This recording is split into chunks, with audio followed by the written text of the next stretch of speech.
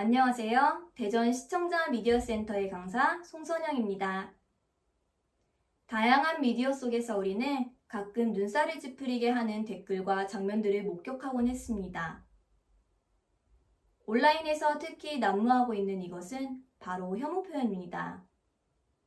이 프로젝트에 참여하게 된 이유는 코로나 팬데믹으로 인해 더욱 깊어진 혐오의 감정과 혐오 표현이 사회적인 갈등을 낳고 있는 상황이고, 혐오 표현이 특히 온라인 환경에서 미디어를 통해 쉽고 빠르게 바이러스처럼 퍼져나가고 있었기 때문입니다.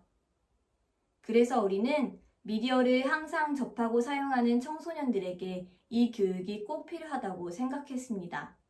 이 프로젝트는 시청자 미디어 재단의 정책연구팀에서 기획 개발하였고, 대전 시청자 미디어 센터에서 진행하였습니다. 4월 워크숍을 통해서 혐오 개념을 이해하고 학교 안 혐오 현상의 실태와 대책 특강을 들으며 강사의 역량을 강화하는 시간을 가졌습니다. 그 후 완성된 교환을 토대로 학교의 상황에 맞게 적용하여 5월부터 교육을 시작하였습니다. 이 프로젝트의 목표는 청소년들이 온라인 미디어 속의 혐오 표현을 인식하고 이에 대한 대항 프로젝트를 주도적으로 진행하며 디지털 시민성을 함양하는 것입니다. 중학교 1학년을 대상으로 총 5차시의 온 오프라인 수업으로 진행되었습니다. 영상과 라디오 콘텐츠 제작에 관심이 많은 학생들로 이루어진 학급입니다. 학생들은 미디어의 수용자이며 생산자입니다. 따라서 청소년들에게 바람직한 디지털 시민성이 필요함을 강조하는 수업이 진행되었습니다. 교육 내용에 대해서 세부적으로 소개를 하겠습니다. 1차 시에선 정체성의 개념을 중점적으로 다루었습니다. 타인의 개성과 다양성을 존중하고 혐오 표현과 같은 사회적인 문제가 자신과도 밀접하게 관련이 있다고 인지하는 것을 목표로 하였습니다.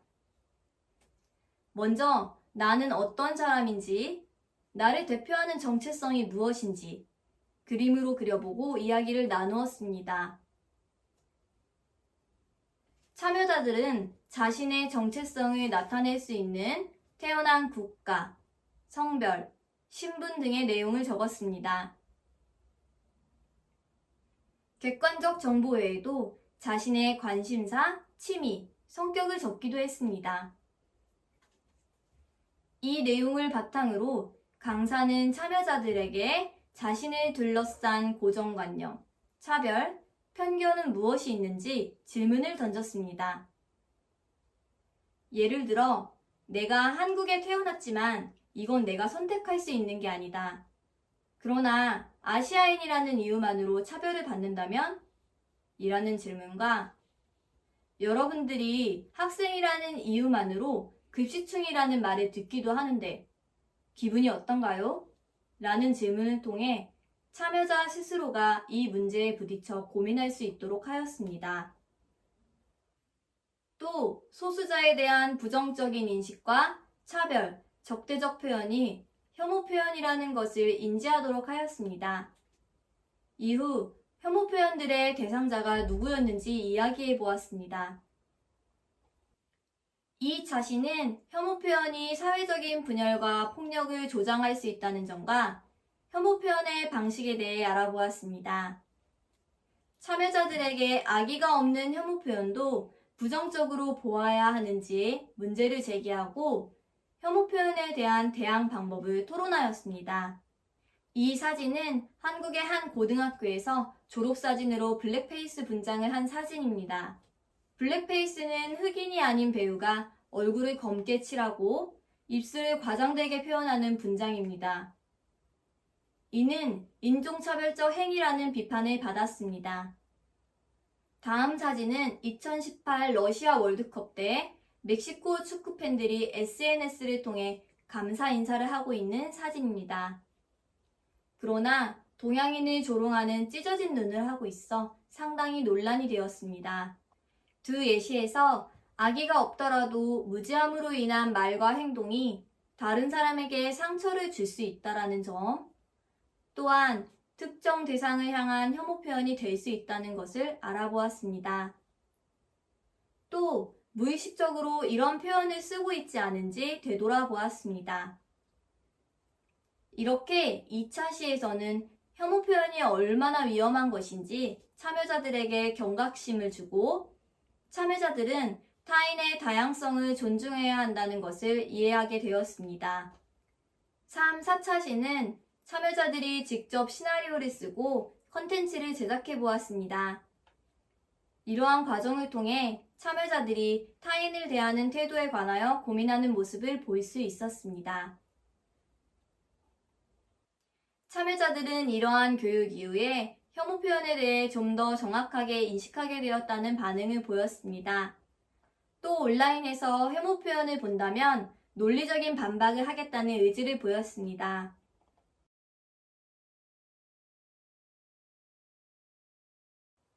프로젝트 이후 연구원들의 참여자 면담을 통해 얻은 성찰에 대해 정리했습니다. 참여자는 혐오 표현이 사회 구조적으로 발휘하는 힘에 대해 스스로 설명할 수 있었습니다. 또 혐오 표현을 규제하거나 통제하는 것보다 스스로 조절할 수 있는 자기조절 능력이 필요하며 교실 혹은 사회적 분위기가 혐오 표현을 듣고 웃는 게 아니라 불편해하는 분위기가 되어야 한다고 말하였습니다. 학생들은 스스로 평소에 혐오 표현이 혐오 표현이라고 인식하지 못했었고 무심코 지나쳤던 표현들에 대해 다시 한번 생각해보는 계기가 되었다고 말한 부분에서 사회적 감수성을 기르는 계기가 되었다고 생각합니다. 프로젝트를 시작할 때 혐오 표현에 대해 전혀 모르거나 사용한 적이 없는 참여자들에게까지 혐오 표현을 노출해야 하는 부담이 있었습니다. 또한 교실 안에도 소수자, 즉 혐오 표현의 대상이 되는 참여자가 있을 수 있기 때문에 강사 스스로가 혐오 표현을 사용하지 않도록 많은 노력을 기울여야 했습니다. 정체성에 대한 부분을 상대적으로 간단하게 다루었는데 이 부분은 아쉬운 점으로 남아 있습니다. 왜냐하면 정체성에 대해 올바르게 인식한 후에야 혐오 표현의 문제를 자신의 문제로 인식할 수 있기 때문입니다. 강의를 준비하면서 개인적으로 자기 반성의 시간을 많이 가지게 되었습니다. 이 프로젝트를 준비하는 강사 역시 차별에 대한 인식과 평등에 대한 감각을 높여야 한다고 생각합니다. 지금까지 대전 시청자 미디어센터의 강사 송선영이었습니다. 안녕하세요. 대전 시청자 미디어센터 미디어 강사 김상은입니다. 두 번째 발표인 혐오스타 캠페인 미니 캠프 발표를 이제 시작하도록 하겠습니다. 첫째 기획 배경입니다. 출발점은 2021년도 디지털 시민성 강화 연구 프로젝트의 일환으로 시청자 미디어 재단 정책 연구팀과 대전 시청자 미디어 센터 프로젝트 팀이 협업하여 청소년 주도 온라인 혐오 대응 프로젝트 교육과정 개발 연구를 진행하였고, 앞선 사례 발표에서 들으셨던 바대로 대전 지역 2개 중학교 자유학년제에서 시범 운영 및 결과 공유를 가졌습니다. 이 결과가 굉장히 유의미했기 때문에 저희는 어떻게 하면 이것들을 지속적으로 확장시켜 나갈 수 있을지 참 많이 고민했습니다. 그래서 그 고민의 결과가 미니캠프라고 보시면 됩니다. 그래서 이번에는 대전 시청자 미디어 센터가 주축이 되어 기획하였고, 차별점으로는 미디어 제작 경험이 있고 미디어 리터러시 역량 증진에 관심 있는 청소년을 대상으로 삼아서 학기 내 주어진 과제를 이수하는 개념보다는 주제 중심의 미디어 리터러시 활동 참여에 집중하도록 하자는 주안점을 두었습니다. 이것들을 조금 더 구체적으로 설명드리기 위해서 먼저 자유학년제의 경우 중1 자유학년제 직업탐구 선택 중 미디어 과목을 수강한 학생이 대상이 되었고, 학교 교육과정 내 참여라는 수동 참여의 형태를 보였으며 미디어 제작 경험이 전무한 학생들이 다수였고, 프로젝트형 수업이 굉장히 어색한 친구들이었으며, 그다음에 혐오 개념에 대한 인식이 부재했습니다. 그래서 학교에 학급당 20명 내외의 친구들이 있었는데, 이때 한 명의 주강사와 한 명의 보조강사가 지원되는 형식으로 운영되었습니다. 그래서 이 운영에서의 어떤 아쉬움들, 한계점들을 캠페인에서는 많이 극복하고자 했고요.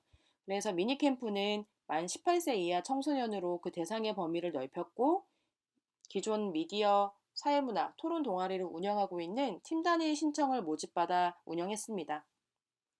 교회 미디어 활동 참여라는 능동 참여의 형태를 띠었고, 미디어 제작에 능통한 친구들이 다수였고, 프로젝트형 수업이 굉장히 익숙했으며, 그다음에 혐오 개념이나 해당 캠페인이 무엇인지를 잘 알고 있는 친구들이었습니다.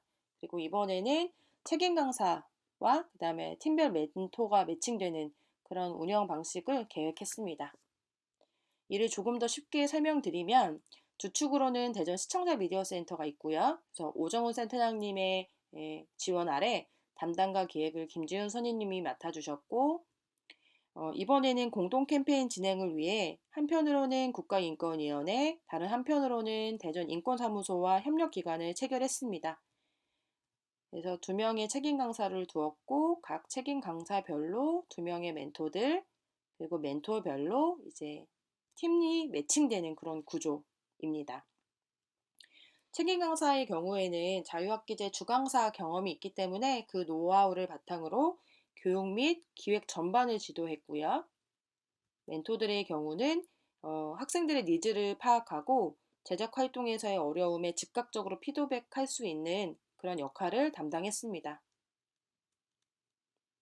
세부 운영을 보시면 저희가 홍보 영상을 만들어서 SNS에 게시를 했고요. 그래서 그 홍보 모집 결과 4팀이 선정되었고 총 참여 인원은 20명이었습니다.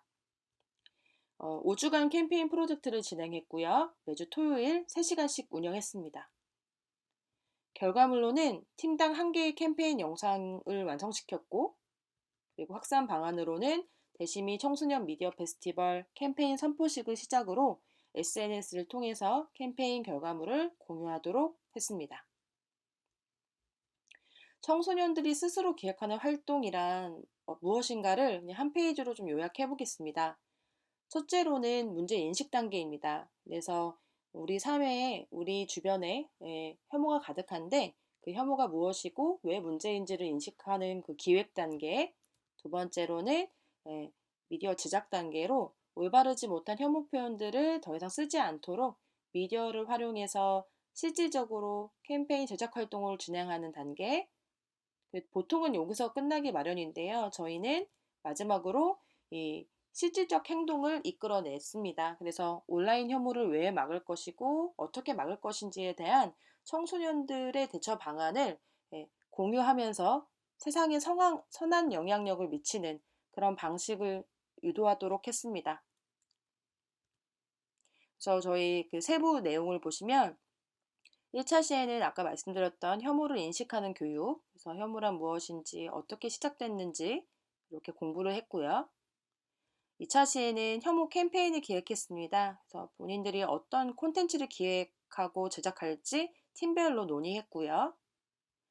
다음 3차 시는 쉬어가는 타임으로 특강을 가져서 김연경 소장님을 모시고 좀 더 보다 전문적인 시각에서 미디어 속 혐오와 아니면 가짜뉴스가 우리 삶에 미치는 영향에 대해서 살펴보고 각 팀별로 자신의 기획이 어떤 부분이 부족한지를 좀 피드백 받는 그런 시간을 가졌습니다. 4차 시는 혐오 예방 관련 영상을 제작하는 단계로 이렇게 실질적으로 촬영하는 시간을 가졌습니다. 각 팀이 촬영하는 모습들이고요. 그리고 마지막 시간에는 발표회 및 캠페인 선포식을 진행했는데 저희가 청소년 미디어 페스티벌 온라인 생중계를 위해 녹화를 진행했고 제가 사회를 보고 각 팀 학생들이 자신의 공간에서 자신의 콘텐츠를 소개하고 또 많은 문제의식들 느꼈던 점들 같은 것들을 공유하는 그런 시간을 가졌습니다. 발표회는 여기서 끝나고 교육과정도 종료되지만 이 캠페인은 지금부터 시작이라는 선포식을 진행했기 때문에 제가 혐오라고 외치고 아이들이 스탑으로 응답해주는 그런 부분이 지금 해당 장면입니다.